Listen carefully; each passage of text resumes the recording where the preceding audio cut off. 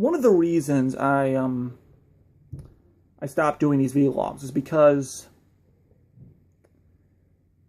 as those of you that follow my Twitter account, Phoenix_MI_ATH know, I'm not really a big fan of the Big Ten in this year in football. It is my personal opinion that the Big Ten is absolutely putrid in it. I mean, I know everyone talks about Ohio State and Michigan State even, but to me, that's like just being the skinniest kids at fat camp. I mean, the Big Ten title next week will be between the Buckeyes and either Minnesota or I think it's Wisconsin. I'm sure Minnesota's in this game, but I don't even know the other team. We are living in a world where Minnesota could be playing for the Big Ten title. This is what's happening here. But if I am to sit here and move this over here because I don't like that angle. If I was to sit here and say the Big Ten is pathetic, I would have to come up with something worse to describe Michigan. And simply put, my vocabulary isn't that extensive. There is nothing in my thesaurus that I can use to describe what Michigan was this year. I can give it a try, let's see, putrid, abysmal, pathetic, sorry, atrocious, garbage. These are the kind of things that come to mind.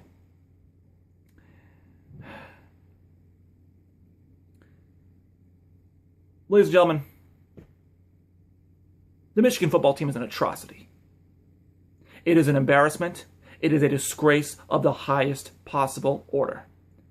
And we all know that the reason why is because it starts from the top down. It's not just the coaches, okay? I mean, there's no question in my mind that Brady Hoke has to go now. I do feel sorry for him, though, because I know how much he loves coaching. I know how much he loves Michigan. But the simple truth is that Brady Hoke isn't just the anti-Rich Rodriguez. At this level of football, Brady Hoke, at best, is a defensive coordinator. He's not a head coach. He can be a head coach in terms of motivation, in terms of defense, but he knows nothing about offense. He knows nothing about special teams, and he just hasn't shown an ability to compete on this level. I mean, I know it's not like he didn't try. I'm not going to go so far as to be disrespectful by saying that he phoned it in or he wasn't trying. I would never accuse him of that. But the simple truth is that he was over his head. He was overwhelmed. Asked to do too much. I think he'll be better suited as a defensive coordinator.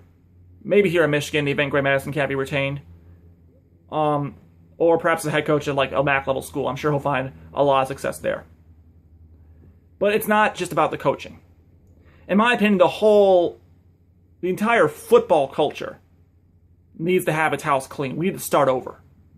Because there is something going seriously wrong with this program as a whole. It's not just from a marketing perspective, okay? Not just from your Dave Brandons putting in flyovers and advertisements and giant noodles or skywriting over Spartan Stadium. No. It's something. The college football world has evolved. We now live in a world with mobile quarterbacks and spread offenses and running backs that can rush for 100 yards and things of that nature. And Michigan has dug its heels into the dirt and tried desperately to cling on to an image that was woefully obsolete at least 10 years ago. And let me pull some up for you guys. I have here in front of me on my computer screen here, I have here the records for Michigan football for the 135 years of this team. From the first year, 1879, until the retirement of Lloyd Carr in 2007, Michigan lost 5 or more games only 10 times. And that's not counting the years where Michigan went 1-4, 0-3, because that was all they played that year. Okay, in the 10 years, and over a century of football, only 10 times has Michigan lost 5 games or less. Now you look at the last 7 years, 2007 to now. How many seasons with 5 or more lost games do we have here? Let's see. 1, 2, 3, 4, 5. Count this for 5 seasons of 7 games or more. In fact, I don't even know what's 5. Let's say 1 season. 1 season with fewer than 5 losses. That was the 11-2 season, Brady's first year. So that means in the 7 years since Lloyd Carr left, in 6 of those years, we barely even won half our games, if even that.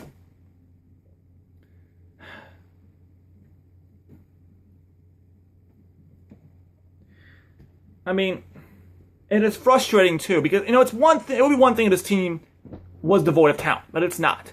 There are players on this team. I mean, we saw it in today's game. The reason this game was as close as it was, the reason Michigan ultimately covered the spread, the reason they had a chance to win the game, is because there are players on this team that are not good. They are studs. Players like your Devin Funchess, your Amara Darboh, your Drake Johnson, your Jabril Peppers when he's healthy, your Derek Green when he's healthy, your Jake Ryan, even though he's been going now to the NFL most likely. From a talent perspective, for the last couple of years, Michigan has had an opportunity, from a talent perspective, to be elite. Great, big time. We're just waiting to see when that translates into something that's actually meaningful.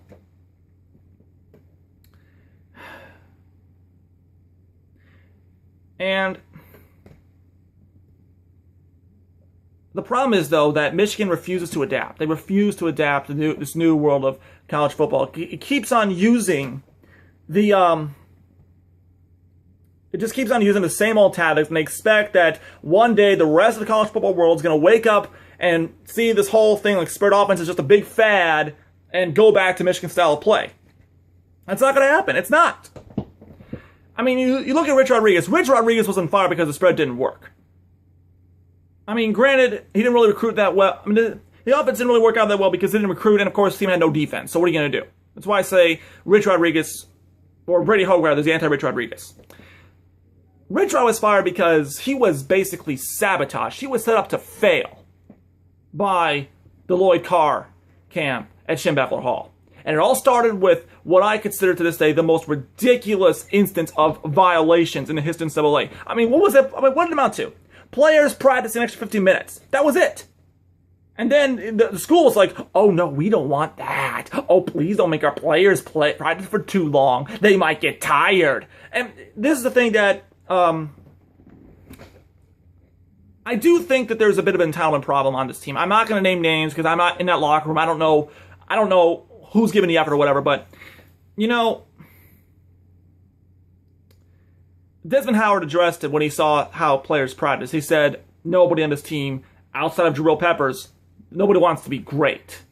And even Greg Hansen has said that, it looks like there's a sense of entitlement, like, these players, basically because they're wearing the Block M and the winged helmet, they expect to win by default. They expect whoever's on their team to just roll over and submit because of who they are. Because, this is the winningest program in college football with all those Big Ten talent, national championship stuff like that. Well, to this, I would say this to those players, okay? You gentlemen need to thank the Lord that you are playing for the winningest program in college football. Because that is the one thing that has allowed this team to remain relevant, even when it is not.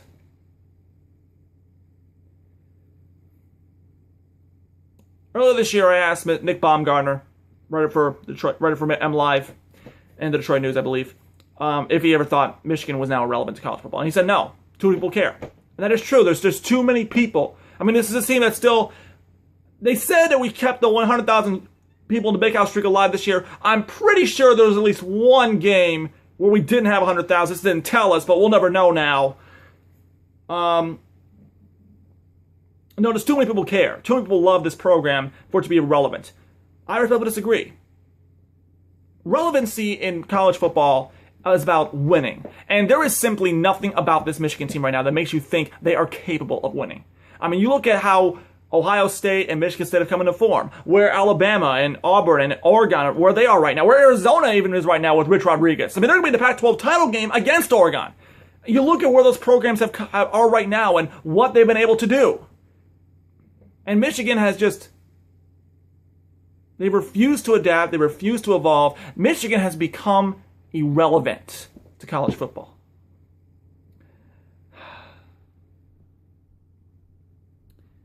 And something just needs to be done about it. The whole house needs to be cleaned. This team just needs to just stop clinging on to the days of Fritz and Bo and Lloyd and move on to the future. I mean, now, I know that hanging on to those glory days is better now that it didn't happen. And the thing is that, I mean, the 10-year war, the Rose Bowls, the perfect season, all those things did happen. But this is what's happening now. And the reason I think we do need a Jim Harbaugh or a Les Miles is because what has happened to Michigan is just so disastrous that you do need a change, akin to the hiring of Bo Schembechler. You do need someone to take this place in a new direction. I mean, Michigan hasn't been to the Rose Bowl since 2006. They haven't won it since 1997. I was 6 years old. 6. I mean, they haven't even won a bowl game since 2011. They're not even going to one this year. So I don't know. I just don't know what can be done about this. I mean, I really don't. I hope that, Jim Hackett. If I'm Jim Hackett, I say this to Brady Hoke. I say, Brady, I'm sorry, but we got to make a change. We appreciate everything you've done for this program under Lloyd as a head coach. We know how much you love Michigan. You will always be taken care of. There's always going to be a place for you here, but we need to go in a different direction because that's really what it's about to me. It's like, what standards does Michigan hold itself now? I mean, we call ourselves the leaders and best, but we haven't been that. Haven't been that for years. It's like, are we willing to accept now a 6-6 season like as our ceiling? Because if we want to get into the national championship consideration, into the playoff consideration now, we need to do better than this. We have to. And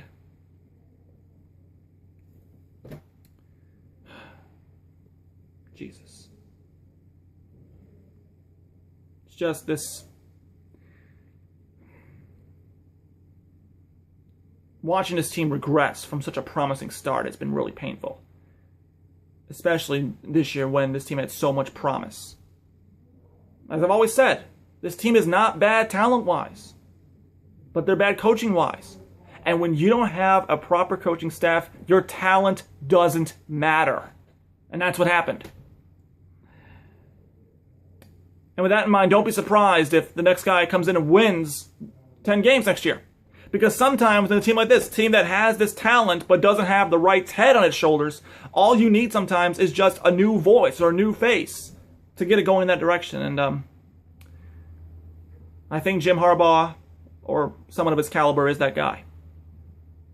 For what it's worth, Jim Harbaugh did apparently say that if he had to choose where he would go in the event that he does not have a job with the 49ers, which is seeming an increasingly likely possibility, he would choose Michigan, or at least be at the top of his list. So, and Jim Hackett was seen texting during the game today, so maybe he's texting Harbaugh telling him it's time to come home. I don't know. All I do know is that this team was awful. And I feel so bad for people like Devin Gardner and Jake Ryan and even Devin Funchess and all those other players, those star players who are trying to do what they can. But they just couldn't get it done. And by no means, the majority of the time, it wasn't no means their fault. I can only hope that whoever is in charge of the ship next can get it going in the right direction. But till then, we have basketball, and this team, by all means, is going to be pretty good, if not elite. And hopefully it will restore order to our world as we wait for the football program to right itself. So until then, go Blue.